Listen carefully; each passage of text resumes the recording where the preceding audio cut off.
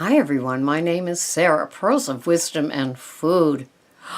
Today's topic is going to be about our habits.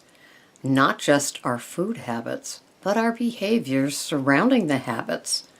And I've got a quote here from Bertrand Russell. The change of habit are too light to be felt until they are too heavy to be broken. The change of habit are too light to be felt until they are too heavy to be broken. I love that. Well, I'm a person that has a tremendous amount of habits and rituals and routines, and I don't get jittery if things don't go my way. Being 66 has a lot to do with that. Plus, the life's twists and turns. So, and plus somebody like Greg who has more patience than any person I know. So I've been able to quell what happens when my habit or my ritual or my routine is challenged. And so I do get up very early in the morning, as most of you know, hence the bathrobe chat. And so I am able to pull together my day. And I find for me, one of the best daily habits that I have is staying in the day. I can plan for tomorrow, I can plan for next week, but I can't sit there and just, get all worked up and into a lather about the outcome of it. So I have this nugget of today. Well, what can I do? Well, first things first is to make sure that the food that I'm having for today is either in the house or planned to be purchased and in the tracker. And then it's a done deal. That part, okay, so that puts it at bay, so I can go over to my computer right there and hit lose it, and up comes what I'm having for the day. So it's like, good, that is done. Is everything that I'm having there? Yes, like tonight I'm having a Mississippi roast, which I've already roasted. I'm having an artichoke, which I've already steamed. And I'm having organic broccoli that I've already steamed. And I have completed the AM part of my bulletproof coffee. And after I do this video, because it's really early, I'm going to take my walk. And then after the walk, I will have the rest of it's more like a latte because I put a lot of coconut almond milk into the bulletproof coffee, and that's complete for the day. And then I will go to a meeting and I'm going to get my mop cropped. So I'm very looking forward to that.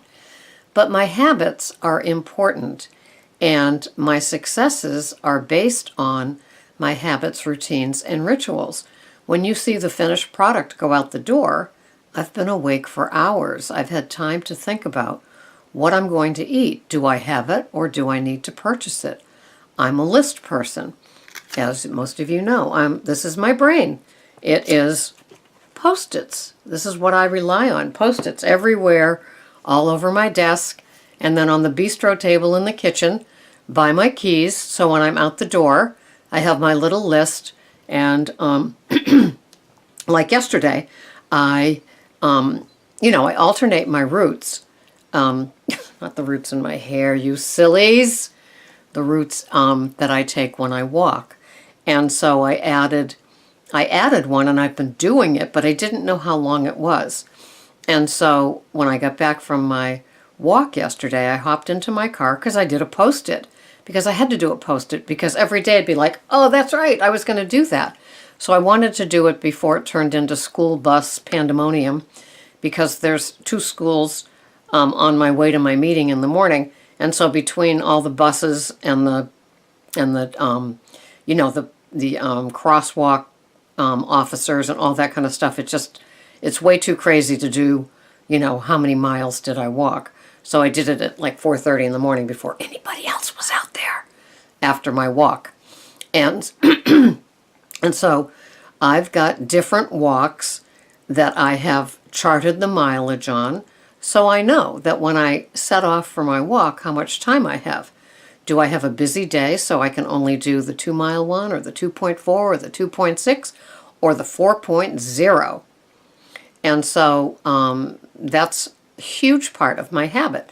And I was emailing with a pickle about it, and I realized that way back when my two sons were just little babies, I would wake up at the same hour that I'm up now. And the newspaper would be delivered. This was way before internet. And so I would read the paper and have the coffee. So that was like my emailing time. And then I would head off and I would do my 4-mile walk before my babies or husband at that time woke up. And so it was great. It was like I got it done. And that's a habit that I've carried with me. And I was doing that in my 20s, and now I'm in my mid-60s. So you can see how long I've had my early morning walk. And I have now integrated Pilates into my day. And I've been taking Pilates class at the senior center. And so it's been great because she is a Joseph Pilates follower. And so the breathing and the position of the neck, the spine, the feet, everything is very important, the scapula. So I've learned a lot more than if I just dove into a more advanced Pilates class. But we've got one of those smart TVs in the living room, so I can throw out my Pilates mat and do Pilates on YouTube, and it's fabulous. Oh my God, I'm loving it. My tummy is feeling nice and hard from doing it. So I've now integrated Pilates into my day along with my walk. So I've got a little of both. And, for me, exercise is more for my peace of mind and firming up my day than the idea of weight loss, because food is 80% of weight loss and exercise is the other 20. And so those two things do a lot for my head and my routine and my ritual and keeping it all together in a nice big red bow. And so I rely on my habits and rituals and routines.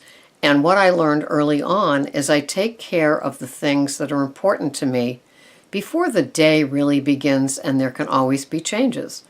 Like yesterday, a girlfriend was having a problem with something. Could she come over for a chit chat? And so we coordinated the time, and so my walk and my Pilates had both been taken care of. And when she was coming was right around the first meal of my day. And so I was able to have that like 15 minutes before she got here. So I wasn't, sitting there thinking, oh my God, I'm not eating on my schedule, because I'm pretty used to eating 10:30, 11ish. So I was able to have my meal. And so that's part of my routine.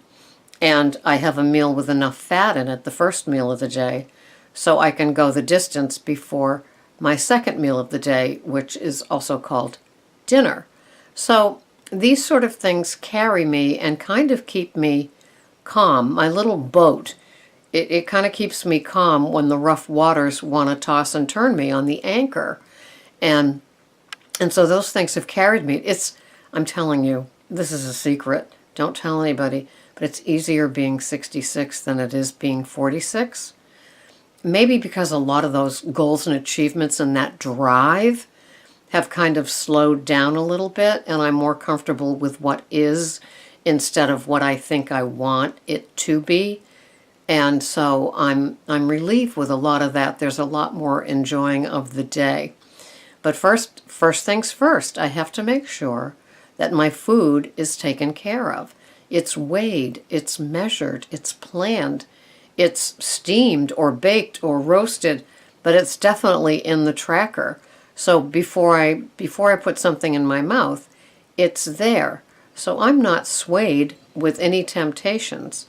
And I've been I'm in my 15th month of no sugar and no grains, and that has made a huge difference for me. Now, if you've seen my podcast about finding the drum beat that works for you, you may be still able to have sugars and grains and have no consequences and still lose weight or be comfortable, not have any tummy issues, not gain weight, and that is great. And hopefully you got to that place where you understand that you can have those things and are not just doing them, it's not, what is that? It's just not unintended things that you've, either gone without. I'm reading the J.J. Virgin book, part of my Kindle with a million gazillion books in it. And so I'm reading it, and it could be a couple of years old. It probably is. And she has a 21-day elimination of 7 foods. And gluten-free items are part of it, along with sugar and dairy and eggs. And I think there's a couple of other things. But I will not be going on it and giving up my dairy and my eggs. I still have a jumbo Ben & Jerry's organic free-range egg almost every day. And I also have my Faiyi full-fat plain Greek yogurt almost every day. Although somebody, I think her name is Liver Lemony Olive, it's a cute name, on YouTube has asked me about Siggi's or CG's. And I've also seen Icelandic, but they only come in the flavors at the store that I've gone to. And so I told her maybe Whole Foods would have them in the plain, full-fat version, because I don't want to buy a flavored, because they have like 20 grams of sugar, or even 12. I don't want the added sugar. I will add my fruit if I want, but I kind of like my nut butter with my yogurt. And so, anyway, finding the habits that carry you, the food habits along with the behavior habits. Not going too long in between meals so you get that hangry thing going. You don't want to be hangry. What is hangry? Well, it's hungry and angry. And in 12-step programs, they talk about HALT. Hungry, angry, lonely, tired. And I put an S on either end for SHALTs, or SHALTs. Stress and sick. Hungry, angry, lonely, tired. Because all of those things will make my food fluky and cray-cray, and those in turn make me cray-cray, and I don't want to be hangry. Nobody deserves me being hangry and snapping, because I need to have a little something something because it's time to, right? It's not anybody else's fault if you haven't eaten or you haven't prepared. So for me, it's always having a small bowl of already hard-boiled eggs available, having that rotini thing, that prosciutto wrapped around mozzarella, a bag of that from BJ's in the fridge for the grab and go, little yogurts, little glass containers where I can put in 2 ounces of yogurt, 1 tablespoon of a nut butter. It's nobody else's fault if I'm unprepared. I also have little Fiesta bowls, little 4-ounce Fiesta bowls with frozen cheeseburger soup in them, the grab and go. So I'm always free to do that. My hemp, flax, and chia seed little mixture that I have with cinnamon and a little bit of very hot water, and then a half a tablespoon of coconut oil or macadamia oil or flaxseed oil. I can whip that up in a nanosecond and have that. So nobody is to blame if I've left the house and I don't have, a little bag filled with my arsenal of what I would need for that first meal of the day. For dinner, once I'm home. But, it's during the day. I'm not going to think that the bulletproof coffee that I have at 3 in the morning is going to last me until 2 in the afternoon when I get home and I can have my first meal. I know my belly. My belly starts growling at 7:30, but I'm not filling it with food until 10:30, 11. But that 7:30 to like 10:30, I'm very busy. I'm doing my Pilates, I'm at a meeting, I'm doing my errands. So it's not like I'm just sitting home not eating. So by the time I do eat, I'm ready for it, and it's planned, and it's in my tracker.